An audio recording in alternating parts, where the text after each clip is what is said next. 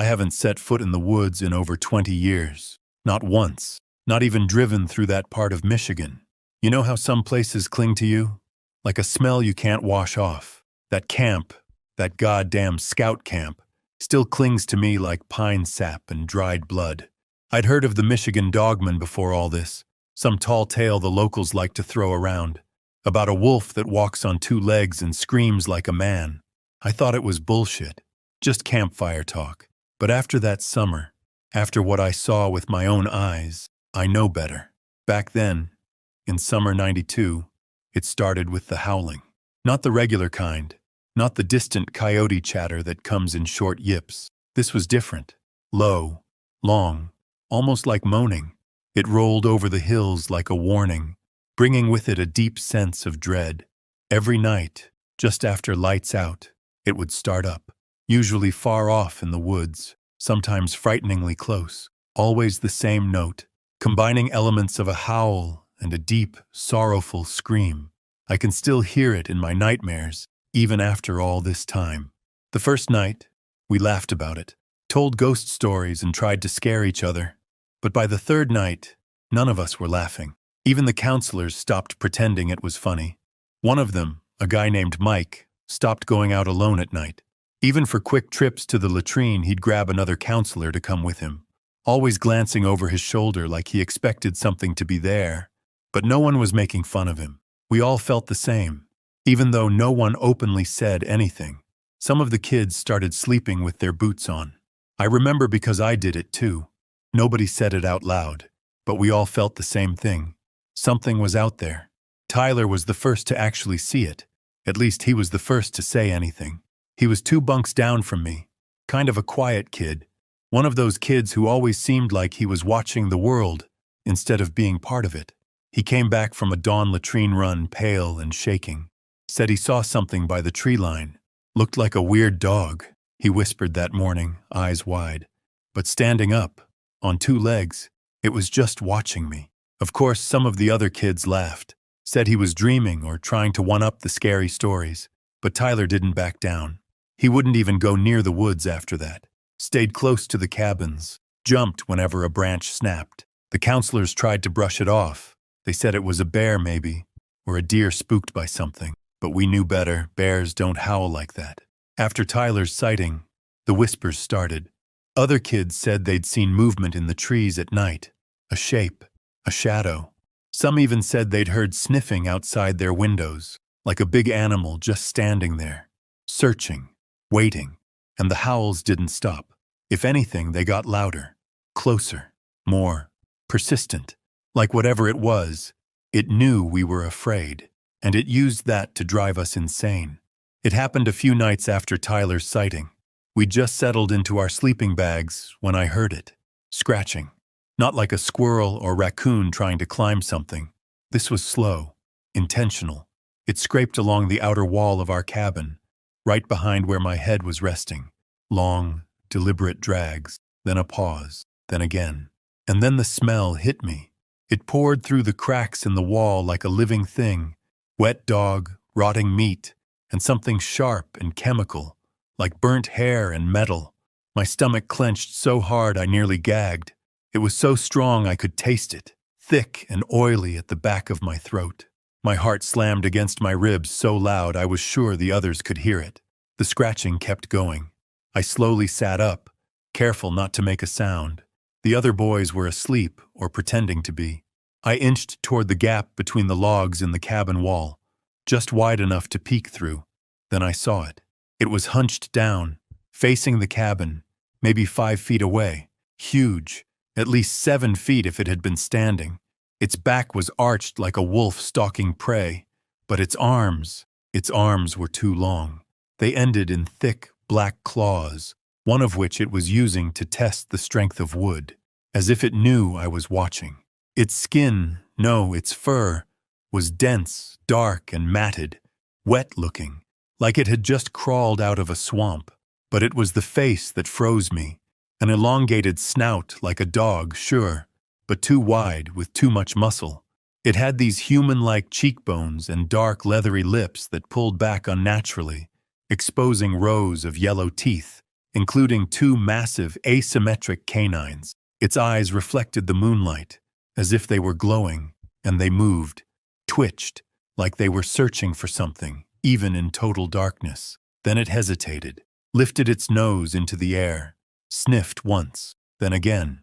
I stumbled backward, knocking over my canteen, which clattered across the floor. By the time I scrambled back to the gap, it was gone. Just the trees swaying in the dark, and a deep, awful silence that felt like it was watching me now. In the morning, I told myself I'd imagined it, that maybe I'd just had a nightmare. But when we stepped outside, there were claw marks in the wood, fresh, deep, right where my head had been. It was only a couple nights later when Mike went missing. He was the kind of counselor all of the kids liked. Easygoing, funny, trustworthy, always carrying a pocket knife he'd used to whittle sticks into little animals. But I'd seen the way he looked out into the trees lately, like he wasn't so sure about being here anymore. That night, we heard the howls again, close. It seemed to come from just beyond the clearing, near the lake trail. Mike stood up from the campfire and said he was going to check it out. Another counselor, Rachel, tried to stop him. She said it was probably a stray dog, maybe even a prank by one of the older boys. But Mike just shook his head and grabbed his flashlight. "I won't go far," he said. "Just want to be sure." He never came back. At first they thought maybe he'd gotten lost, but Mike knew those woods like no other. He'd grown up around here. By morning, a search party had formed. Staff, a few older boys, even some local hunters. At first, they found only a trail of broken branches leading off toward the lake. Nothing else until late afternoon, when one of the adults found Mike's flashlight. It was half buried in pine needles, the plastic casing cracked, as if it had been stomped on. There was blood on the handle, dried, dark, just enough to prove something had happened. They never found his body. That night, there was no fire, no songs, no marshmallows, just silence. No one slept. The next morning, the camp was shut down. They packed us up without much explanation. Parents were told there'd been a bear attack, that it was just a precaution. But we knew. I knew it wasn't a bear. The buses came before breakfast. No warning, no ceremony. Just sleepy-eyed kids and panicked parents. Counselors shoving gear into duffels. Voices hushed but urgent. Nobody said goodbye. Nobody looked anyone in the eye. They told us it was over out of an abundance of caution. That a bear had become aggressive and Fish and Wildlife needed time to handle it before the camp could reopen. But we all saw the way the rangers moved when they arrived, supported by a couple of men in suits. Everyone had their rifles out, eyes scanning the tree line like they expected something far worse. When I got home, I tried to talk about it, told my mom about the claw marks, the smell, the thing I saw in the woods. She said it was a nightmare, told me to forget it, said I was just rattled by the counselor's disappearance. But I didn't forget. I still hear the howl sometimes. Not in dreams, awake. Late at night, if the windows are open and the wind is just right, I'll catch a sound in the distance. Low, long, mournful, like it remembers me too. I haven't been back to those woods, not in 20 years, and I never will. Every now and then I read about strange things happening in Michigan, Wisconsin, even parts of Minnesota and Ontario. Livestock torn up, pets going missing, people vanishing from the edges of small towns. They always blame bears, sometimes wolves, but I know better. I know what's out there. We thought we were untouchable. 6 college kids with a long weekend ahead, 3 ATVs, more booze and weed than we could ever consume, and not a single adult in sight. It was supposed to be a perfect escape, ripping through the dirt trails of Michigan's Upper Peninsula, camping wherever we wanted, sleeping under the stars, and doing whatever and whoever we felt like. The cast was classic. Me, Mason, the so-called planner. Jess, my friend with benefits. Zoe and Devin, the hot and cold couple who'd either hook up or scream at each other by nightfall. And Lonnie and Chris, who weren't officially dating, but everyone knew they wanted to be.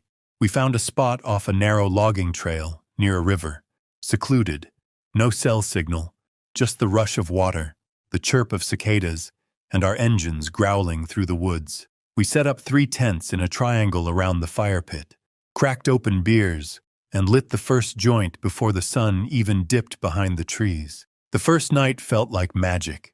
Music thumping from the portable speaker, Lonnie stripping down to her bra and jumping in the river, Jess dancing with a bottle in her hand. Someone brought out edibles, someone else brought out condoms. There was laughing, kissing, stumbling into the tents. Around 2 a.m., I was half asleep, curled against Jess, when I thought I heard something in the distance. A low, dragging howl. Not a coyote, not a wolf, something deeper, thicker. But I was too high and too tired to care. I closed my eyes and figured it was just the woods playing tricks on me. I wasn't the only one who heard it, though. In the morning, over scrambled eggs and hangovers, Lonnie mentioned it casually. "Did you guys hear that noise last night? Like a dog or something?" Devin smirked. "Pretty sure it was just Mason moaning." The others laughed, but Lonnie didn't. Neither did I. She stirred her coffee and stared into the trees. "I don't think it was a dog," she mumbled to herself. The next day was all throttle and adrenaline. We tore through the trails for hours, climbing over fallen logs, splashing through creek beds, stopping only for selfies and joints. Everything felt normal again. The sun was out. The trees were tall and green and alive. Whatever weird vibe we'd felt the night before seemed like a leftover hallucination. That illusion didn't last. Around mid-afternoon, Chris came riding in ahead of us. He looked pale, shaken. He cut his engine and pulled off his helmet, eyes wide. "I found something," he said. He led us a few hundred yards off the trail, where a small clearing opened near the base of a pine ridge. And there it was, what was left of a deer, or maybe a coyote. It was hard to tell. The thing had been shredded. Guts spilled across the moss, tufts of fur scattered like confetti, and most disturbing, chunks were missing. Big chunks, like something had fed on it. "Wolves?" Jess asked, covering her mouth. "Not like this," Chris muttered. "It's fresh. And look," he pointed to the muddy edge of the clearing. A print, not paw-shaped, not boot-shaped, bigger, 5 toes, like a human, but longer, wider, clawed. "Okay, well, maybe a bear?" Zoe offered, but she didn't sound convinced. Nobody laughed this time. That night, back at camp, the tension was thick. We drank more than usual, smoked harder. Devin cranked the speaker volume too high. Jess refused to go anywhere alone. Then, just before midnight, while we were all down by the fire pit, we heard a scream, ripping canvas, one of the tents. We ran back and found Jess's tent slashed clean open, top to bottom. Nothing was stolen, just torn, shredded, like something with claws had tested it. We blamed a bear. We had to blame a bear. But Lonnie didn't say a word. She just kept staring into the trees, like she already knew. The next day, we split up for the ride. It was supposed to clear our heads. We told ourselves it was just a curious animal, maybe a black bear, maybe even someone playing a prank. I rode with Jess. Chris and Lonnie took the far ridge. Zoe and Devin went deeper into the woods, following an old, half-overgrown path Devin swore led to a lookout point. We agreed to meet back at camp by dusk, but only 2 pairs made it. By sunset, Zoe and Devin still hadn't returned. The sun dipped behind the trees, and the woods went too quiet. No birds, no bugs, no wind, just stillness. Chris was the first to say what we were all thinking. "We should go look." Lonnie refused to stay behind, so all 5 of us hopped on the 2 ATVs, headlights cutting through the deepening dark. We followed the path Devin had mentioned, the tires bumping over roots and sinking into soft mud. About a mile in, Jess tapped my shoulder and pointed. Devin's ATV. It sat half-submerged in a ditch, the handlebars twisted, one tire ripped apart. No sign of Devin, no sign of Zoe. We fanned out, calling their names. We didn't get far. About 30 feet into the trees, Chris found something. I heard him swear, then gag. It was Zoe's jacket, torn and blood-stained, caught high in the branches like she'd been lifted. Drag marks led off into the brush, and a set of tracks. Big ones, too big, deep, clawed, Not human, not animal, just wrong. We followed the drag marks for maybe 200 or 300 feet, deeper into the dark. None of us spoke. The forest pressed in on all sides, and our flashlights barely cut through the trees. Then Lonnie froze and pointed upward. About 20 feet up, tangled in a nest of black branches, we saw what we thought was a body, or what was left of one. Shredded clothing, something that might have been a leg, exposed bones. We couldn't tell if it was Zoe or Devon, maybe both. But whatever had done that didn't just eat, it stored its food. We didn't climb up. We didn't take pictures. We turned around and got the hell out of there. Every single one of us sobbing and shaken to the core. We got back to camp confused and terrified. The fire burned low. Jess cried openly. Lonnie started piling rocks in a circle around her tent. Chris cleaned his knife. None of us could even think about sleep. And in the distance we heard it again. That howl. It was out there. Not close, but not far enough for us to feel safe. We needed a plan. Jess was the first to say what we were all thinking. We have to leave. Tonight. Lonnie nodded. We've still got 2 ATVs. We ride back the way we came and don't stop until we hit the road. But Chris shook his head. It's not that simple. We're 20 miles from our trucks. 20 miles of overgrown, winding trails full of roots and fallen branches. 8 river crossings. You flip an ATV out here and break something? That's game over. It would be suicide. He was right, and we all hated him for it. What if it comes back? Jess asked, her voice cracking. It will, Lonnie said flatly. In the end, we settled on the dumbest plan we could come up with, the only one we had. We built up the fire, higher and hotter than before, dragged over logs, broken branches, anything that would burn long. We pulled the remaining tents into a tight triangle and huddled together close to the fire. Each of us armed ourselves with whatever we had. A couple of knives, tent poles, a hatchet. Chris sharpened sticks into crude spears. We kept torches, actual flaming branches, within reach. If it came, we'd burn it or stab it or die trying. I don't think any of us believed it would work, but it kept us busy for the moment. We sat close to the fire, knees touching, ears straining. Every snap in the woods, every gust of wind made someone flinch. The fire popped, the trees creaked, and somewhere out there, just beyond the glow, we could imagine it watching our every move. We stayed up like that for hours, muscles locked, hearts pounding, waiting, and not one of us spoke the truth out loud. We were just meat behind a wall of smoke and wishful thinking.